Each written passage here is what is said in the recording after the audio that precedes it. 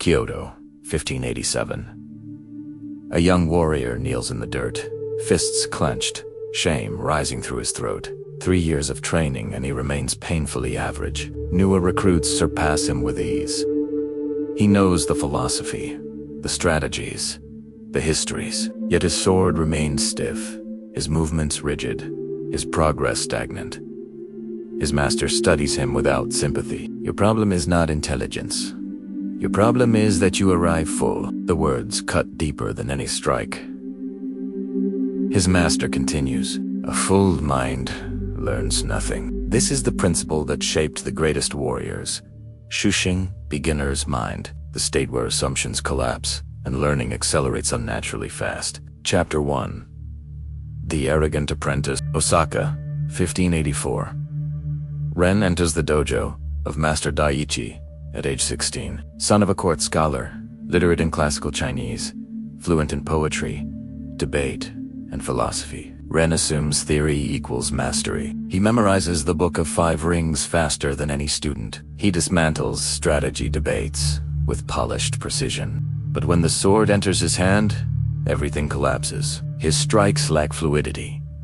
His stance wavers. His breath is erratic. I understand the principle, he repeats constantly. Why can't my body execute it? Master Daiichi answers without softness. Understanding is not absorption. Absorption is not embodiment. Ren refuses to accept the distinction. Year 2, new students arrive. Farmers. Porters. A fisherman's son named Taro. None can read. None have education. But they train with empty minds. No preloaded theories, no pride. Their progress accelerates. Their forms sharpen. Their bodies adapt. Ren watches. Taro performs sequences Ren has studied for months. Clean, precise, natural, humiliating. Year 3 delivers the blow. During sparring, Taro defeats him cleanly, not with force wheat presence, with a level of attentiveness Ren does not possess. After the match, Ren confronts Master DT. I'm smarter. I know more philosophy. I've read more texts. Why is he better? Daichi's answer is blunt, because he enters each lesson empty. You enter full. Ren demands clarity. Full of what? Assumptions, opinions, certainty, cleverness. The debris that blocks learning. Daichi gestures toward the mountains. There is a monastery there. They understand emptiness. You'll train there for 1 year. Ren tries to resist. Daichi interrupts. That response proves why you must go. 3 days later, he climbs the mountain, carrying a heavy pack and a heavier ego. Chapter 2. Empty the cup. The monastery sits, carved into the cliff. Silent courtyards. Stone walkways. Monks moving with deliberate intention. Master Riku, their Zen teacher, greets Ren. Daichi says, You're intelligent. Good, that'll make this difficult. Riku brews tea with slow, precise movements.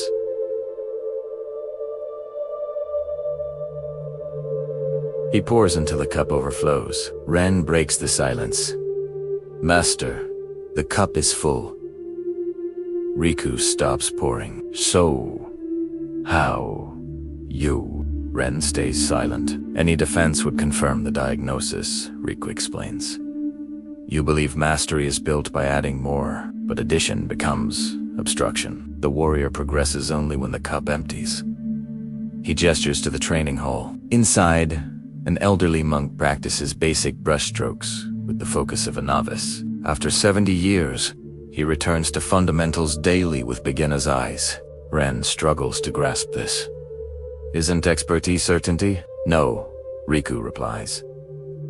Expertise becomes rigidity. Rigidity destroys adaptability. The master sees infinite possibilities again because he dissolved certainty. The lesson is simple. The cup must empty before truth enters. Chapter 3. The first month of emptiness, day 1 begins at 3 a.m. Zazen meditation. 30 monks sit in silence. Ren joins them. Within moments, his mind revolts. This is pointless. This is slow. This is beneath me. Riku walks past. Good. Now you're seeing the enemy. 7 hours of meditation break. Ren's resolve, his legs ache. His pride protests.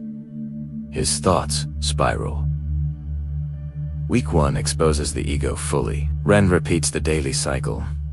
Zazen, walking meditation, silent meals, calligraphy drills, manual labor. No intellectual debates, no opportunities to show intelligence.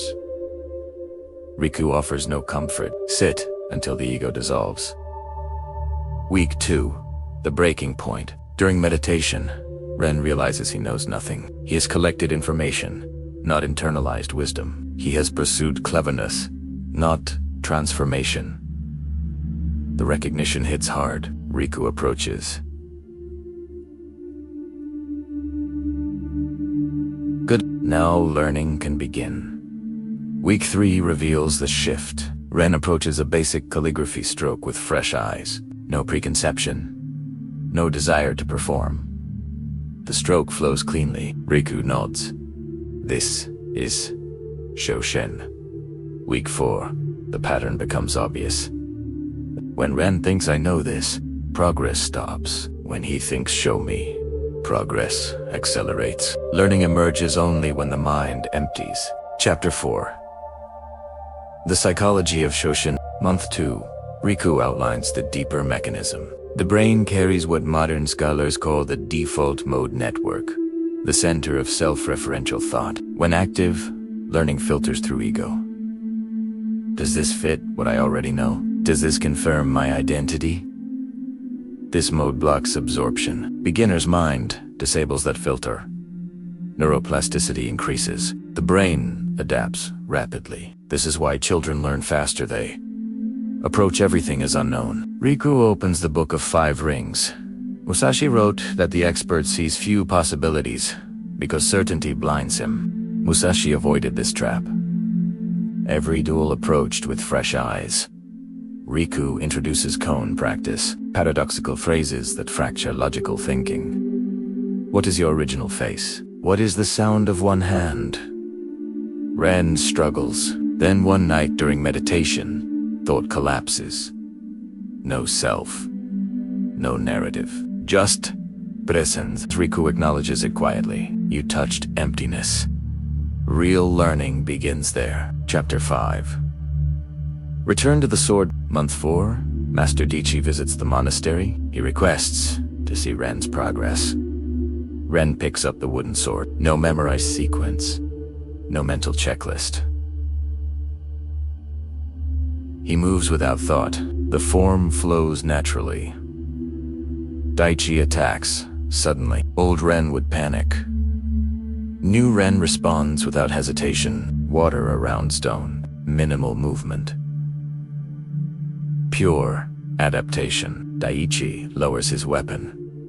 3 years, you learned nothing. 4 months, and you surpassed most. What did they teach you? Ren answers. How to stop knowing. Riku and Daichi speak later. The ego dissolved. Only learning remains. But this must be maintained. Shoshin collapses the moment pride returns. Chapter 6. The deep training. Ren returns to Daichi's dojo. He builds an uncompromising daily practice morning zazen. Beginners approach to techniques, journaling assumptions and discarding them, pausing throughout the day when the mind declares, I know. New students arrive, some faster than him. Old Ren would compete. New Ren observes. When a child performs a technique with unexpected clarity, Ren asks him to teach it. No ego retention. Weekly visits to the monastery deepen the emptiness. Advanced koans dismantle leftover certainty. During one session, Ren experiences a deeper no conceptual interpretation. Only direct perception. Applications spread across his training. Calligraphy improves when he stops trying to produce results. Strategy strengthens when he stops forcing outcomes. Even philosophy expands when he reads without needing to agree or disagree. He sees the universal pattern. Emptiness allows absorption. Absorption produces mastery. Chapter 7. The Tournament, Spring, 1588. Ren represents his dojo in the regional tournament. First match. A seasoned fighter with a reputation for brutality. Ren stays present. No prediction. No fear. He notices a micro-hesitation before each attack, invisible to a cluttered mind. He wins cleanly. Second match. Taro, the fisherman's son who once surpassed him. Ren sees it instantly. Taro has lost Shoshin. Success made him rigid. Ren remains fluid.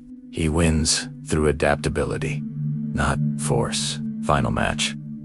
A master undefeated for 2 decades. The crowd expects Ren to fall in minutes.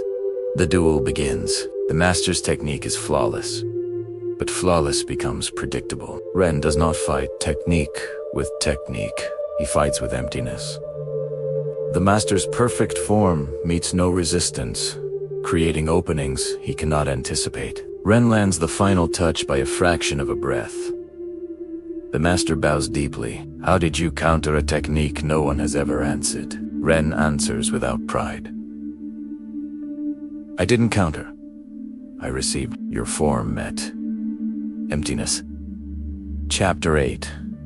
The final lesson. That evening Daiichi addresses the students. You witnessed the result of Shoshin. Ren learned what most never grasp. The more you think you know, the slower you learn. The fuller year cup, the less room for new water. Experts plateau because certainty traps them. Masters return to the beginner's state and remain unstoppable. Musashi discovered this late in life.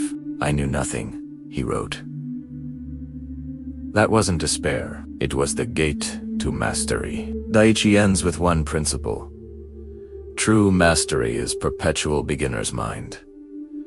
Chapter 9. The circle completes 5 years later. Ren sits as master of his own dojo. A gifted new student arrives, confident and educated. I understand philosophy. I just need technique. Ren pours tea until the cup overflows. The student protests. The cup is full. Exactly, Ren says. And so are you. He hands the student an empty cup. Mastery begins when you accept you know nothing. The teaching continues. The circle holds. The path remains the same across generations. Empty the cup.